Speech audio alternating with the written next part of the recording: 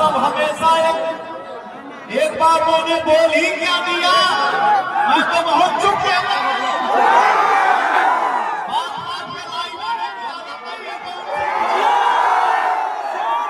मेरे लिए कोई कुछ बोलता है तो आप वही सब बोल के चुप करो।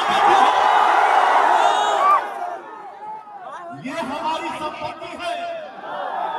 मैं कहीं भी जाता हूँ दुनिया के किसी भी कोने में, बोलता हूँ मेरे पास पैसा नहीं है, लेकिन दुआ की संपत्ति है तभी बोलना जिंदा है।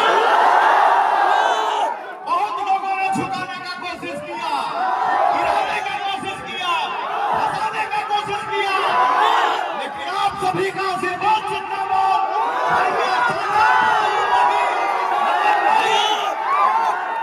आप सबके आशीर्वाद से पवन आज भी ऐसे चलता है।